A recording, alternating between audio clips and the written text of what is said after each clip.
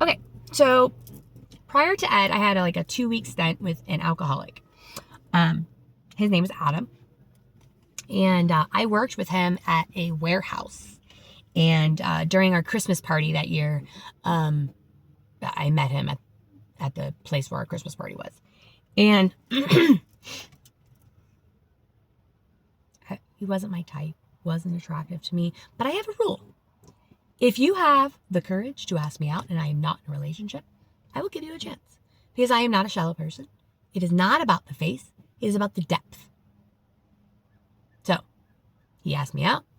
I went out with him. Oh my goodness. We went to a bar in a seedy part of town. Like,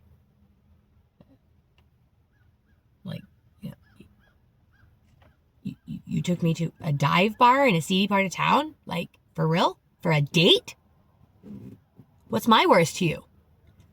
And then he got so drunk, he drank so much that he ran out of money. And then he sat in my truck and tried to bully me for more money. I always kept a knife right there. I pulled it down, flopped it open, said, "You want to come for it?" Oh, that's right, I forgot. He said, "I'm the big bad wolf and you're Little Red Riding Hood." And I said, "You want to come for it? Get the fuck out of my truck." That was a good one. Because actually, I wasn't afraid. And in that relationship, that was a really powerful move for me. Okay? And actually, it made a freaking impact on him. After I joined the military, I came home, I think like 6 months after I got in the military. And he took me out on a real date that time. He took me bowling. I love bowling. And he bought me a new bowling ball, which I had up until I left. 18 years I had that thing. So he got me a black and pink bowling ball with a matching bag and matching shoes. And he took me to a Cardinals game. I love the Cardinals, St. Louis Cardinals. I am a major baseball fan. And so, but that game, oh my gosh, it was like 15 innings. It was way too long. It was like 1-1 for 15 innings. I was like, this is the most boring game I've ever been to. And I love baseball. Anyway, sorry, random squirrel story. But yeah, so that relationship was one of my shining moments. A moment of, you're going to threaten me straight up like that, mofo? Come on. So, yeah, prior to him, I was in a lesbian relationship for a year and a half. By that time, like I said, I'd already been like through so many traumas. I was like, well, maybe it's men. Maybe that's my problem. So I dipped my toe into the other pond.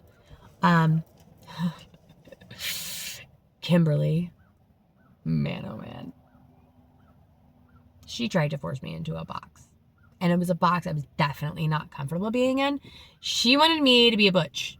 And not like just butch, but like she wanted me to dress like a man. And do drag. And she pressured me about it all the time. And it triggered me really bad. Because when I was a kid, I'm going to be honest. My beauty was stolen from me. 100%. I was put in my brother's clothes. And my hair was cut up to here. And I was... honestly, everybody called me a boy. And this was done to me on purpose, by the way. Under the excuse of, I put my hair behind my ears too much. It's a nervous reaction. You shouldn't do that. That was literally the reason why she made me have boy hair and boy clothes. I specifically remember, we'll go into that later. Sorry, hold on. This one, that one, the childhood one. Ooh. Unpacking that one's going to be fun. We're not there yet. Let's go back to Kim. I had a trigger. That was a big trigger. And I explained it to her that it was a trigger for me because I am a feminine person. Yes, I am balanced. And you can't really tell, like, because I don't wear makeup. But I'm a feminine person in the respect that I am femininely leaning. Okay? Yes, I am balanced, but I'm more nurturing, loving, caring, intuitive. I'm very logical, very smart, very, very, very, very, very right and left brain. But my heart is very much feminine. Okay? So trying to push me into that masculine box hurt. Plus, we were so volatile with each other. Oh my gosh, it was like a year and a half of most violent,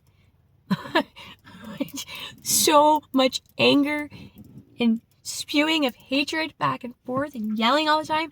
I broke so many walls, dented refrigerators, doors, cabinets, metal doors. I punched, hit, kicked, threw things. I had so much anger, just so much rage, just pumping through my veins. So much rage.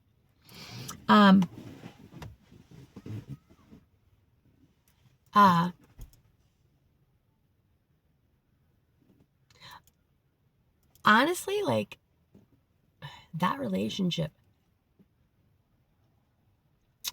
I honestly don't really think that I learned too much from that relationship because, well, aside from like 1, 2 things. Okay. So, both Kim and I both were diagnosed, bipolar,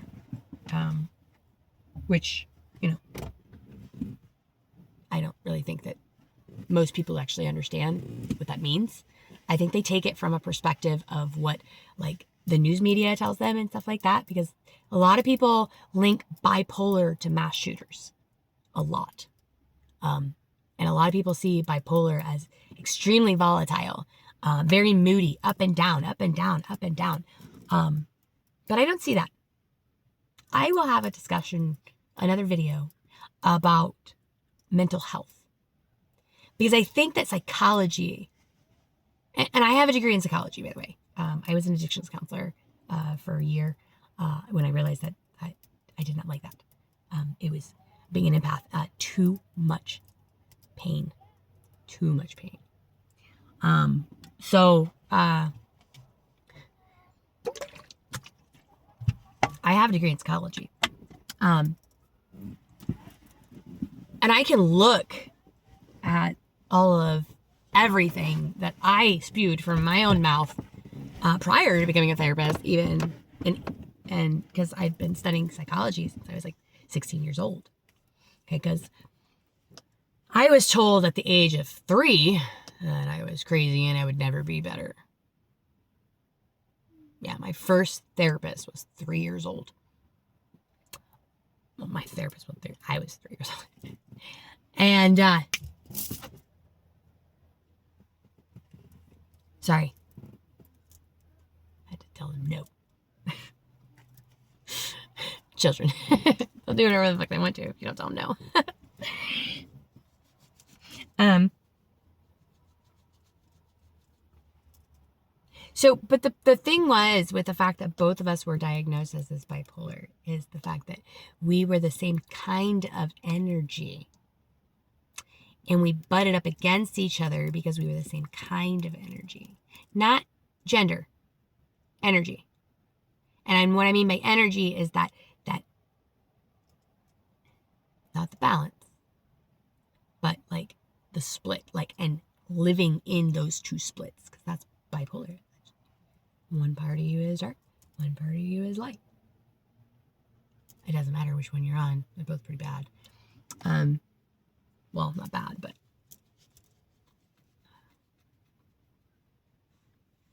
misunderstood. Yeah, misunderstood. I like that better. Because, you know, when you talk, like, I actually saw somebody talking about this on a comment on a YouTube video that I watched. They had talked about, instead of like trying to dispel or attack demons, he loves on his demons. And I like that to a point. But I mean, like, you know, maybe start out like that. Like, hey, I'll give you a chance to go. before I, banish you. But, sticking around and making friends with a demon, maybe not a good idea. Because, they're constantly lying. As they are the exact opposite of light, which is truth. So, I just got super duper drained. Somebody's on me. Whew. Hold on a second. Let me go ahead and get this taken care of.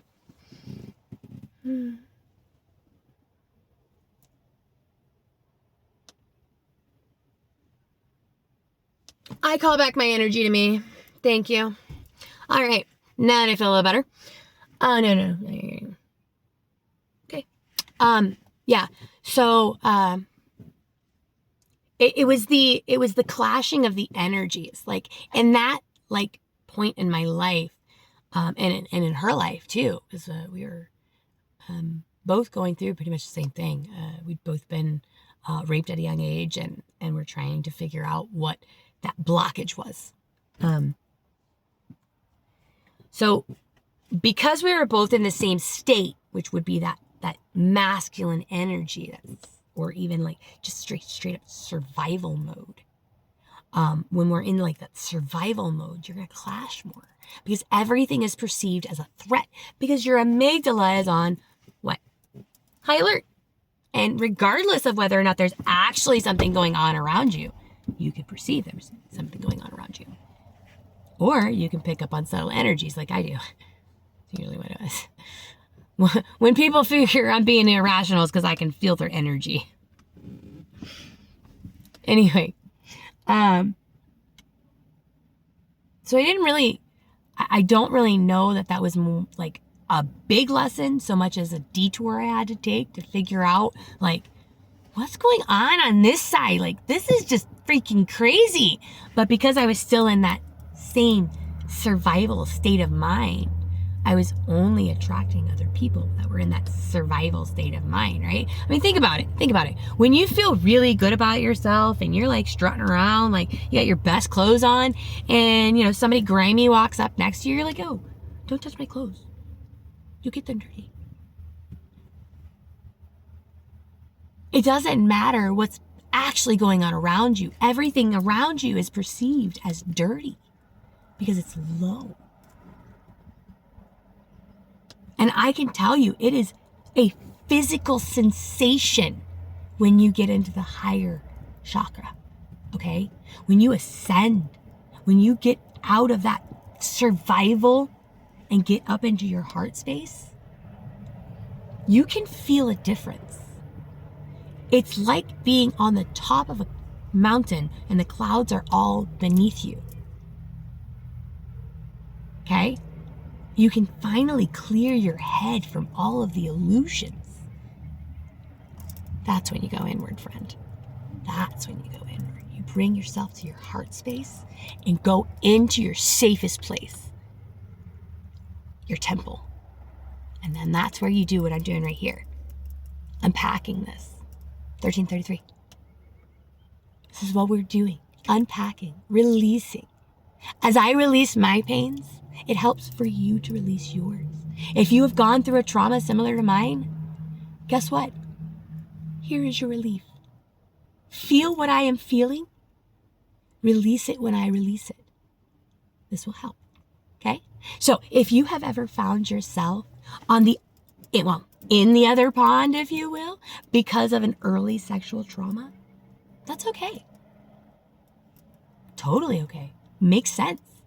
This other one hurt me. Maybe I should try one of my kind. Totally normal. Okay? And as long as both or multiple individuals are consensual, that is the key word. And I mean totally free of any fear, anxiety, or coercion. That last one is really important. Really important. Because I don't think you men know how you coerce us to do the things that you want us to do. I don't think you do. I'll give you a perfect example. This is something that actually kicked my intuition in the fucking face. It was about 2 months ago, maybe. Brad and I were driving somewhere, long distance. I think we were coming back from Indiana. And we were having a conversation about feminism. Like, do not get me wrong, I am not a feminist. I believe in the equality of all beings, regardless of race, regardless of gender, regardless of what planet we come from. I believe we are all equal because we are all one. We are all of God. Why are you any better than me? You're not. I'm not any better than you. Right? Okay. So here's where you guys don't understand.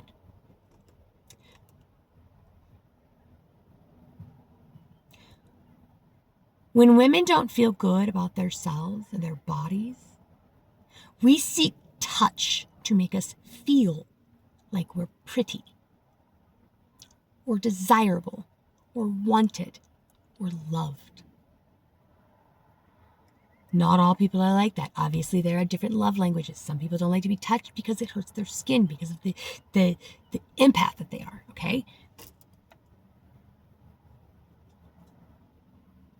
I lost my train of thought. I got stuck on something. Like, my mind went blank. I don't remember what I was talking about. You know, oh no.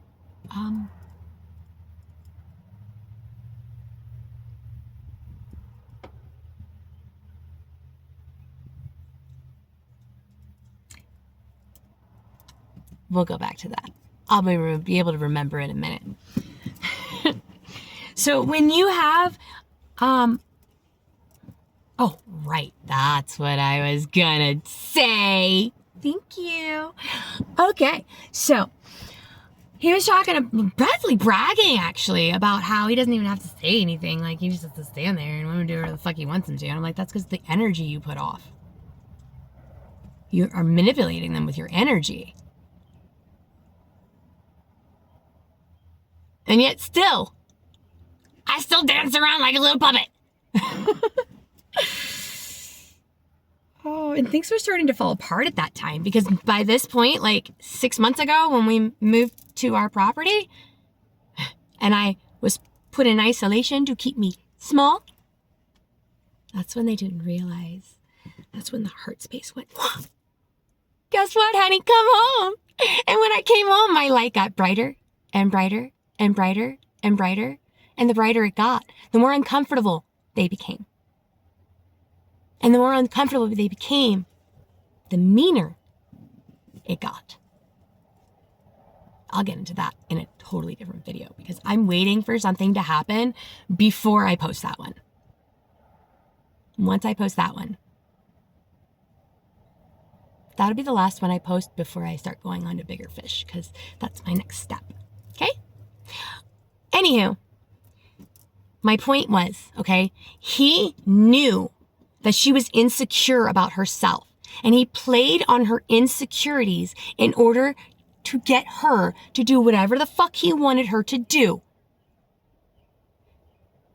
You guys don't understand. You can coerce without even knowing you're coercing.